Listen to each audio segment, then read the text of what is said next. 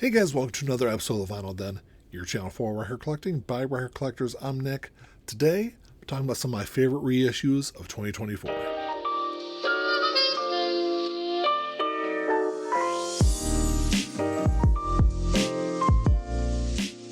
There's a bunch of links down below. You got links for the Vinyl Den Facebook group, for the merch page, for the Spotify and Apple Music playlist that I put together every week, and the Patreon page. So make sure to check all that out. Like always, if you enjoyed the episode, make sure you give me a thumbs up. Hit that subscribe button down below. Make sure you hit that notification bell so you're notified every time I release new episodes. So for the last couple of years, I feel like I've been saying it over and over again that now is the best time to get into buying records, outside of the price, of course. But I think it's mainly because of availability. Every single year we're getting high quality reissues. And I feel like for the longest time, the reissues, if you did like an A-B comparison to an older pressing, the reissues were never as good as the older ones. But I feel like, and I should not say I feel, I've done a lot of A-B comparisons over the last couple of years, and they're getting better and better each and every year. An album that I've been wanting for a very, very long time finally got reissued last year. I feel like I've talked about it at least 6 or 7 times on this channel over the last few years, and that's Four by Blues Traveler. I think it was, 2015 the last time that this got pressed? And if you wanted to grab a copy of it, it was, well over $350. I think the last time I saw a copy in one of my local record stores, I want to say it was like $350 they wanted for it. And I considered grabbing it because it is that great of an album. But I knew the anniversary was coming up. I figured we would get a reissue. And we got one last year. And there's 2 pressings. They did one on purple vinyl, and then they did one on blue. I bought both of them. I ended up giving the blue copy to a friend that I know also loves this album. But yeah, I was definitely glad to get this one last year. So in 2023, Tony Iommi said that they were going to reissue all the Tony Martin albums. And I was interested in them because I grew up a big Black Sabbath fan, but I was an Ozzy Black Sabbath fan. I never really ventured too much past that. I mean, I've heard some stuff here and there over the years, but I never really dug deep into their discography until they released this box set. And I can say that I love every single album in here. Headless Cross is probably my favorite non-Ozzy or Dio album from the band. So this got reissued last year. Actually, I thought this might not get reissued because they said in 2023 that they were going to release the box set, and then nothing else happened the rest of the year. And as 2024 went, I was kind of wondering if we were ever really going to see it. And this is definitely one of my favorite purchases of last year. The only album out of this box set that I knew I'd listen to was Forbidden. I listened to it, I think, just once, maybe twice, in the mid to late 90s. I never really liked it. And I will say this new remastered version of that album gives whole new life to it. All right, so I know as soon as I hold up the next album, I'm going to be able to hear people's eyes rolling. I'm sure I'll get comments in the comment section about it. But that is The Dark Side of the Moon by Pink Floyd. Yes, this album has been pressed to death for the last 5 decades. Yes, I have too many copies of this album already. But this is the 50th anniversary UV printed version of it, which, at least it comes with a little bit different cover. It does sound good. I think the 50th anniversary pressing, if you're looking to grab a copy of it, this one's pretty hard to find. This one goes for quite a bit, but you get the standard black version of the 50th anniversary for, just retail price. And it, as far as like the sound quality of it, I think it's, for the money that you're going to pay for it, it's the best sounding version you're going to be able to get for a pretty cheap price. But this one looks really cool. It's it's clear with just the UV printed images on there. The next release is probably another album I really didn't need another copy of. I think this is at least the 3rd or 4th copy I have of. But this is very different than the pressings I had before. This is the Untitled album from Blink-182. It's one of my favorite albums of all time. So this is the Interscope Vinyl Collective version of it. If you haven't been following along, Interscope has been doing this series since, I think it was late 23. The first one they did was The Chronic by Dr. Dre. Came with an alternate cover. They do some alternate artwork with most of the releases that they do. They just do a great job with the presentation. It comes with a nice jacket. The albums sound great. This one's on clear vinyl. And this does have a D-side etching on it too.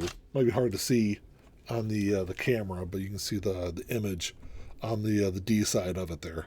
And like I said, does this sound any different than the last pressing that I have this album? No, but it does come with the alternate artwork. And yeah, I get it. It's another one of those sales gimmicks, but it's an album I love, so I definitely had to grab a copy of it. Another album I was really happy to finally have a copy of last year is Jar of Flies by Allison Chains. The last time this was pressed was back in 2010. Music on Vinyl did a pressing of this with SAP. it sold for way more than I was willing to pay for it. But I figured with the anniversary coming up, they were going to reissue it, and they did. I was kind of hoping they would do the reissue of it with SAP, but I already have a copy of SAP, so it really didn't matter to me one way or another. But they did a couple of versions of this. They sold it as a box set. There was also a fly-filled version, which looks really cool. It sold out almost immediately as soon as the sales went up on their website.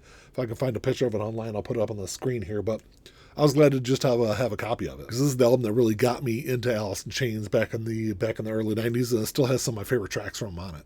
So there couldn't be an episode of the Vinyl Den without somebody talking about either Jethro Tull or Alice Cooper. But so this is $1 Billion Babies. This is a deluxe edition that came out last year. It's my favorite album by Alice, and this deluxe edition does come with some unreleased demo stuff on here. There's also a live show, which I was a little disappointed by the live show, because with the previous Alice Cooper deluxe editions, it's been like unreleased live performances that they put in it. The live show that was included in this box set was released, I think it was maybe Record Store Day 2022, I think.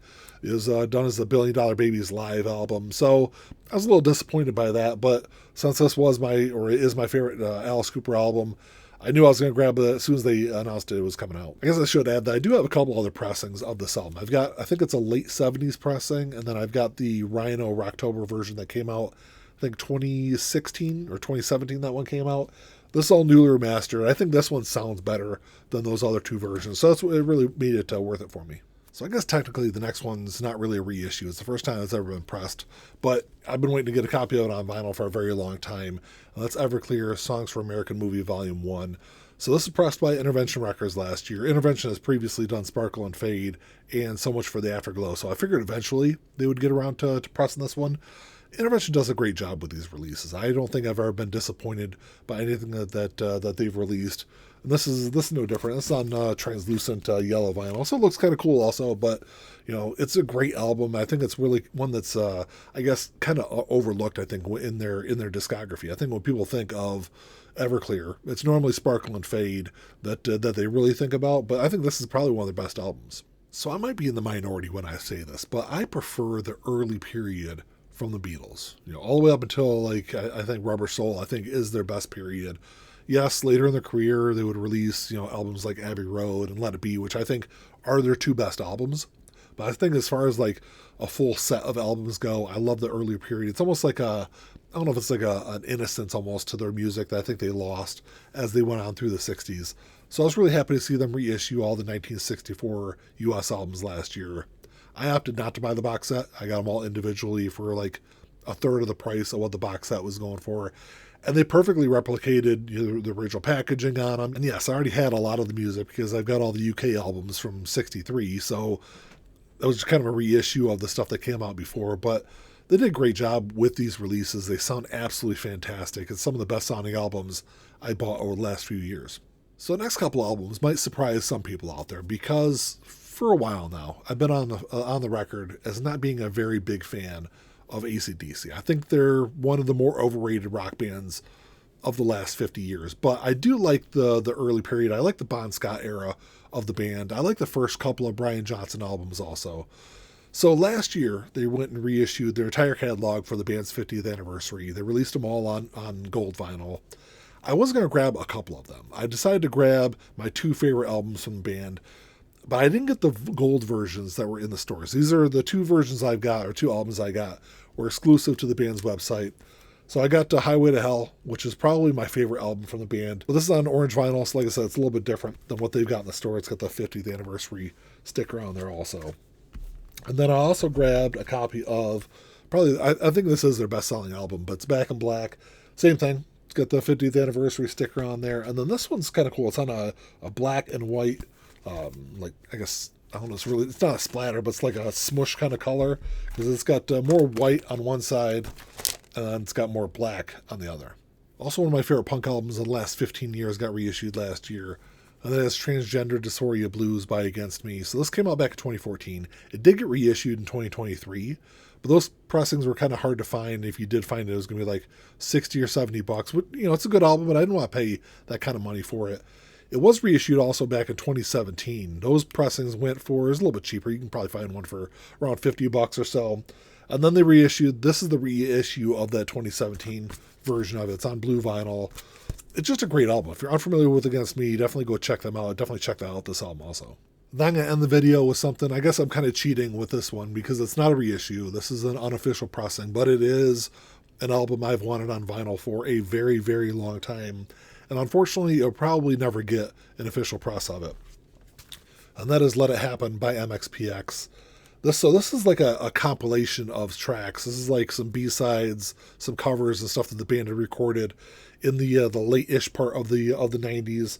And the from what I understand, the label released this album without the band's approval. So and they've said on multiple occasions that probably will never get an official vinyl release. So this one, I picked this up on a website not too long ago. It does sound great. They did a great job with this release also. I want to show you this. So it's a double album, but it's on 3 sides of a double album. And the A side of it has this really cool printed image on there, which I thought that was really cool. And then it's just on standard black wax on the other side. But it's a great album. Hopefully one day I'll be able to replace my unofficial pressing with something official, but I'm seriously doubting that it's ever going to happen. So I'm glad to have it this way at least. I also did want to add that I don't know who pressed this, but it's really kind of funny because the hype sticker on here says Side 1 Dummy. Side 1 Dummy had nothing to do with the release of this album, and the band didn't work with Side 1 Dummy for several years after this album came out. So I don't know why they included that, but I left it on the packaging just because it's an interesting hype sticker, just incorrect for this release. Well, that's all I got for you today, guys. Thanks for checking the show out. Make sure you drop me a comment down below. Let me know what some of your favorite reissues of 2024 were. It was a great year. There's a lot of really cool stuff that came out last year. I'm hoping some really cool stuff comes out in 2025 also, but let me know what you guys think. Like always, if you enjoyed the episode, make sure you give me a thumbs up. Hit that subscribe button down below. That's all I got. Until next time, keep on spinning. Peace.